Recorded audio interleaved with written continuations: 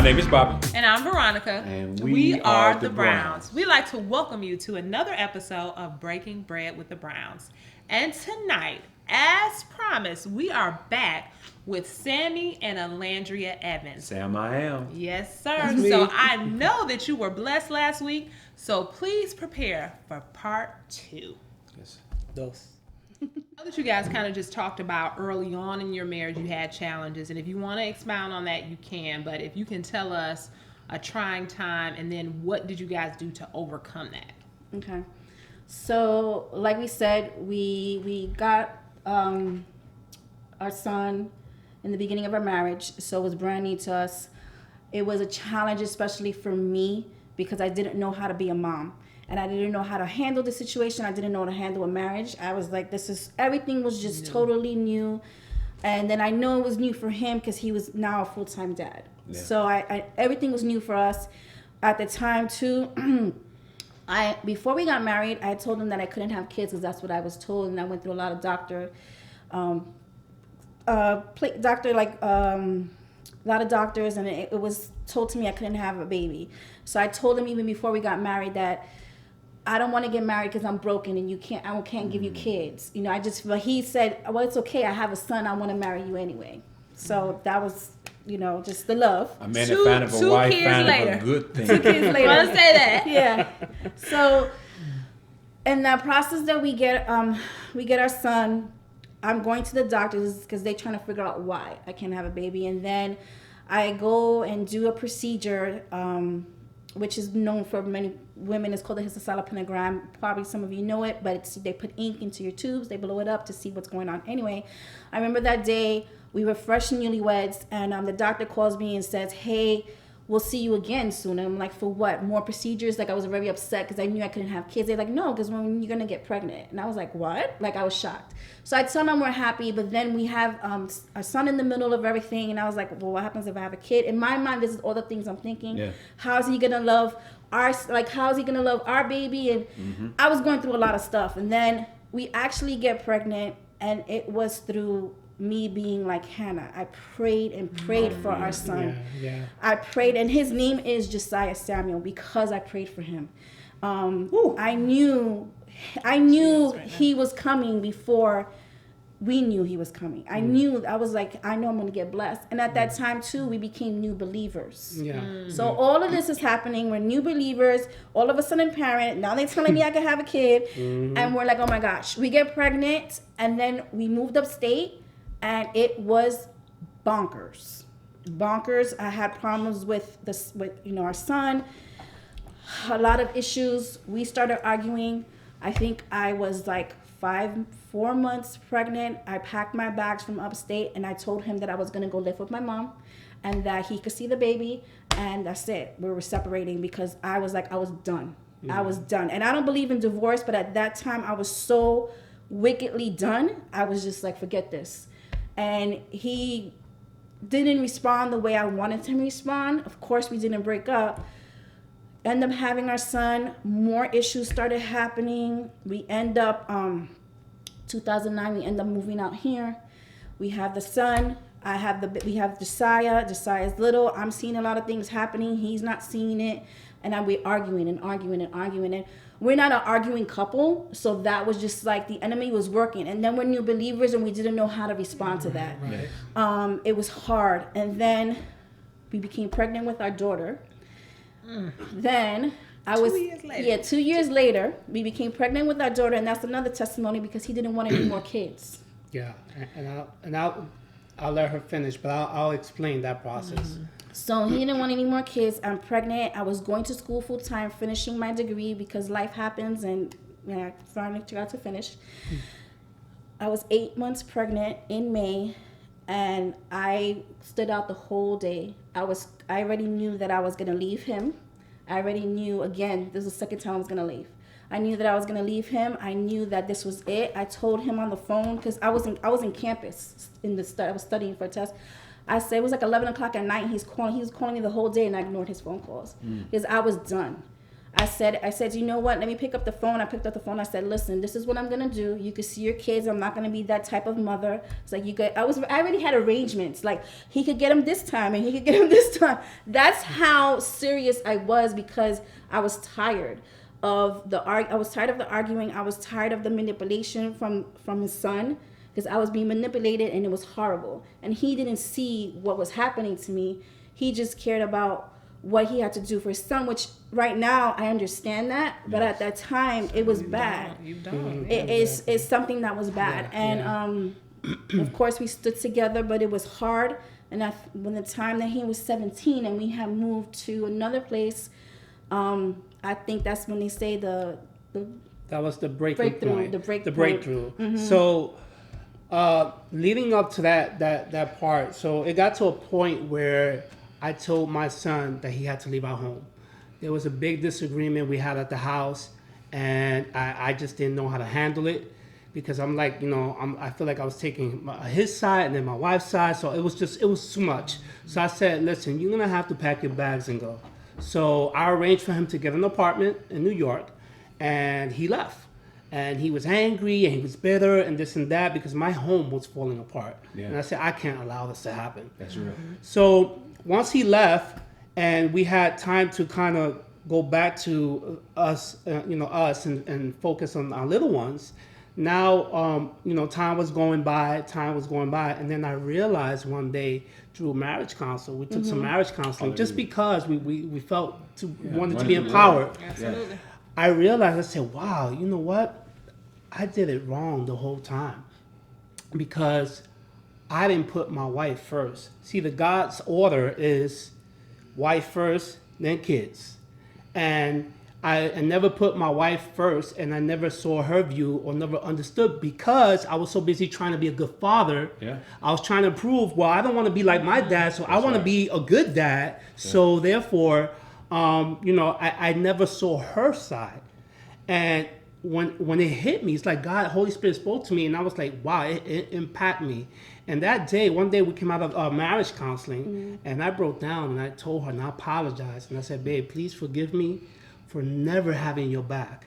Never. I will never do that again, because she is my wife, and I need to have her back just like she has mine. Amen. And I realized that, and my son realized through the time he was in New York how he messed up, and how he was trying to, how much chaos he created. So therefore, after 2 years of him being in New York, he actually reached out to my wife. Wow. On his own.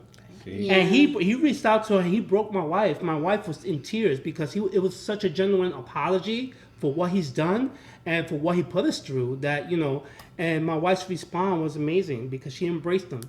She said, you know what? All I ever wanted was the best for you. That's why I was hard on you. So he realized that, and I realized that this is my wife. I'm going to have her back to the fullest. And so, all of that brings us to today, where they get along beautifully. And he respects her for who she is. And I'm telling you, it was all God. And a lot of prayer. And I can tell you one thing, when she said, my son, our son, she never said his name, she said my son, my oldest son. So I let you know the love is there. And I think it's a learning process when you come from two different worlds and you've never seen it, you don't understand it, and it's new. Yeah. And when you was talking, I was thinking about Abraham. And the Lord put that in my heart the same way with my oldest daughter, or the little Abraham and Ishmael, and the situation, how it created chaos in the home. And the Bible said, Abraham's heart was hardened that he had to put Hagar and Ishmael out, but he had to get his home in order. Right. But the key thing, we on this blessed seed on this side, and on be on this part of this seed, on the blessed seed, and that your son and forgiveness and love show you how it all bring things together. And if you'd have kept resentment or you'd have got resentment, it would never allow him to kind of what he have, and it allows y'all to come full circle as one. Right. That is a beautiful testimony, And and it's giving somebody hope. Yes, because like I said, it wasn't easy. I'm not gonna say it was peaches and cream. Was it hard? Yes. So if you're in a blended family, maybe for some of you it's like, hey, you the Brady Bunch and it works out well. But in our house, it wasn't like that. Yeah, it was hard. Through time, through tears, through pain, heartache, almost breakups again. We're here to say that through God, all things are possible. And just to add on to that, because I was so angry at how the situation was, that's why I told my wife I didn't want any more children. So when we had our daughter, and the doctor was like, you sure? And I was like, I don't want no more kids, because I was bitter and I was angry at her because she couldn't get along with my son. And that's another story that we need to tell.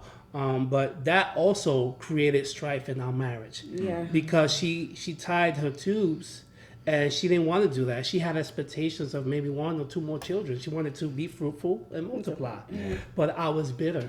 And that's another apology that I gave my wife. And because I felt so bad about it, and it put so much strain on our marriage. I put a lot of strain, yeah. I think, just to give some information, because I know some people, women are more prone to tying your tubes because that's what society says to do. Don't have like all these kids because then you can't afford them, or whatever the case may be. But God will provide, right? Provide. And because he wanted me to do this, I didn't want to go against him as my husband, because then that's more problems. Right. So I do this, and when I did it, and immediately that I do it, I hated my husband. And those are words that are strong, but I hated him. I hated him because he stopped me from continuing to have blessings. When they told me that I couldn't, and God gave us 2, then he says no. And I'm like, what in the world? Are you crazy? Yeah. But I said, you know what? I'm not going to go against him and cause more. But at that point when that happened, I hated him because he stopped the blessings that we were supposed to have. And it took a lot of pain.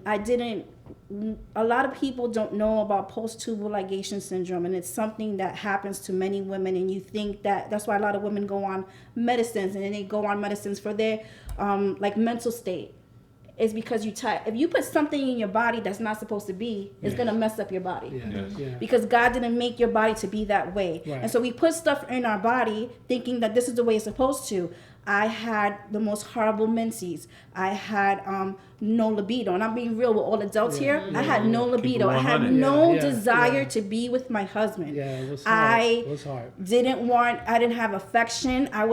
My whole mental state was, I think I even had, I had issues with even being a new mom. Like, it was a lot. And I went through that for years. So it's not that it happened to me just one time. And for the 8 years, my body was going through trauma. Yeah.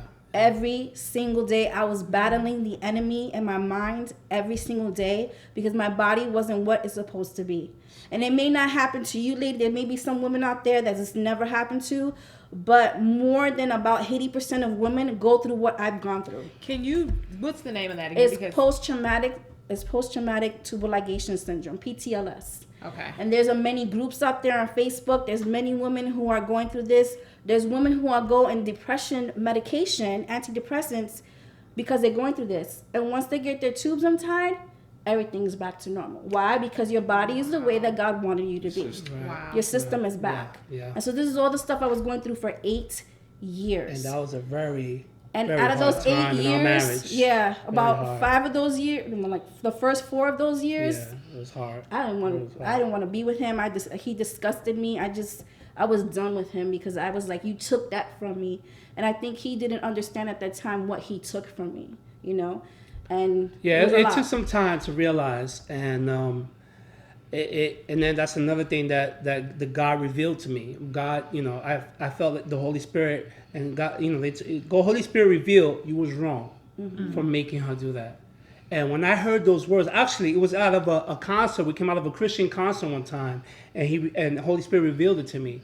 And I wrote down and I apologized to her for that because it was wrong. It was selfish of me, and it was wrong, and it was just, I just did it out of anger. So I apologized to her, and I said, if there's anything we could do to make this right, I'm willing to have another child or two. But what's the most powerful thing, and I think as men, even for me, it's making my brain go somewhere because every time, eventually, with the first set the tone, he apologized. And he said, love your wife as Christ loved the church. Us as being husband, we're the covering, we're the head of our home. And he set the tone, and him apologizing. His son would never apologize to her, but every time you apologize, and I think that is powerful. Because sometimes we be shy or we feel like, no, I'm prideful or whatever. Yes. But you can't be like that because if you love your wife, if you love what you have, you're going to do whatever it takes. Exactly. And that was powerful. Which brings us to today.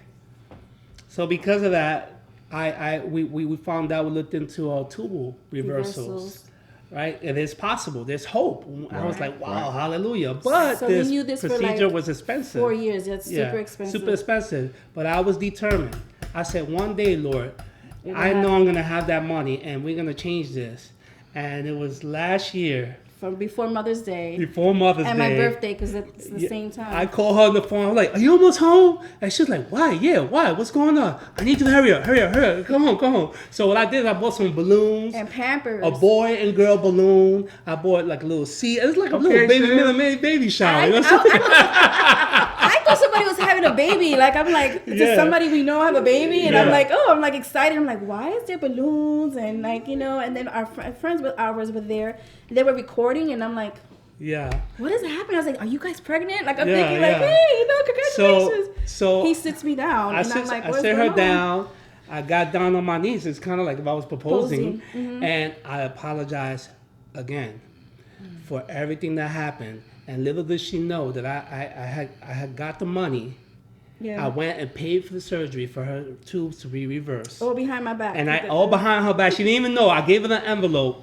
And it was forget it. It was amazing from there. powerful. Yeah. That's powerful. It was like a breakthrough moment. Though we went through breakthrough for our marriage because the first 4 I said like was hard. Then the next 4 was a lot of reconciliation, a lot of like I'm sorry, a lot of heartfelt, and I knew that he finally was starting to understand because he was actually getting information too of what happens to women when they get their tubes tied. Yeah. Because he was like, I said, you don't understand that these things are happening to because of this. So he started looking I was up. doing research. He was doing research. Yeah. And because he started doing research, then he understood finally. It was like he started understanding how I felt. Yeah. Yes. And he was working with me, and he would be kind, and he would do things so that because he started to understand how I was feeling. It wasn't that I didn't want to be with my husband intimately, it's just it wasn't in me. Wow. And he started understanding that and it started getting better. And then we got our tubes reversed last year, July 18th. And So we're hoping and praying for So an we- addition. You just got to keep on making it work, baby. You gotta keep working at it. Sam, I am, baby. But I have to say that once I got the surgery, it's so crazy Yeah, she's changed. that Wow. day This is deep. my body changed. Yes. My everything came back. Like even this is personal, but No, even keep it my real. cycles were so much better. They were on time. They weren't crazy like the way they used to. I would be in so much pain that I would have to cringe, and that pain was gone. It was like my whole body, my whole attitude, everything, the stress, the depression that I felt, because I was depressed. I hid it, but I was depressed for 8 years. And that depression lifted off of me. Yeah. Yeah. Just by one thing. This is so powerful because we think diamonds and pearls are materialistic, but it's so deeper. It's so You deeper. know? Yeah. And it's amazing you No. talking about this because when Veronica, I think about when you got that IUD after you had Joshua. I had Joshua. She had an IUD for 4 years, and I'm telling you, that IUD, it is not on that level, but because something that's in there is supposed to be there, Right, right. her I hormones, was off. she was, Yeah, yeah. when she got it out, she Yeah. was a different person. Person. Yeah, Yes. like my So wife. for y'all that's watching here, it's it's important because testimony you can see, understand y'all younger couples pay attention, research. Just Yes. don't do something. Understand what's going on. Yeah. This has been powerful right here. And things like this is what couples need to see because you're never by yourself. And then it make you be grateful for what you go through because someone always going to do something worse. Or, in the same token, they give you something that you need. Amen. I love it. Amen. So you guys, wow. Yeah. Y'all to get ready. Hey, y'all need to get ready because we got plenty more couples. You gotta get ready. So we're gonna prepare to close out. But if you guys had one thing that you could tell a newly married couple or a couple that's soon to be married, or even singles that desire to be married, what one piece of advice would you give them? So we were talking about this. So of course we're gonna say God first. That's like a given, right? Yeah. No doubt. And then the next thing that you're gonna normally hear couples say is like communication. Don't go to bed angry. You know what I'm saying? Make sure that you kiss. Veronica, You know? don't go to bed angry. So, of course, we're not saying that's not important, but I think the best advice that we could give is be you. Make sure that your mate is your BFF. Like, he's my road dogs. I do anything for him. Like, he's my Ace Boon Coon. Okay? Back in the days. So, because I feel that for him, he feels that for me. And because he puts me first, I put him first. Amen. So, because of those things, that communication, he's my Hallelujah. BFF. And because of that, and because we could be silly, you have to be silly in a relationship. Yeah, absolutely. You have to have fun. Like, Yeah. we are so funny and silly and dumb sometimes. It's ridiculous. Yeah. But because of that, we get along so well. Yeah. We could finish each other's sentences, which sounds corny, but we can. Or we be like, look at him and be like, okay, we know each other's thinking because we're so in tune. And the only way we got through that is not because we're perfect. It's through trials, tribulations, making things work, and keep on putting in the effort. Yeah. Once you say, I give up, then you're not giving God all the glory. Yeah. And Yeah. today we can stand here through 16 years of craziness that we gave God all the glory every single day, and we made it through. Just being in sync, you Yeah. know, having each other's back, and just that's pretty much it. I think that's really important, being in sync, because when you're in sync, you think as one, like God says, you will become one flesh. It's not all about me, it's not all about you, it's about us as one. And once you get that format, there's no stopping. no And stopping. God in the middle, it's There's no no stopping. All the you know? communication, all the other stuff. is Everything gonna else happen. will fall into place. Yeah. Place. Wow. I know that you guys have truly been blessed tonight. We would like to thank the Evans family for welcome. joining Thank you us for on having tonight. us. Thank you for having us. Thank you for being such a blessing Being honest. and being honest and transparent.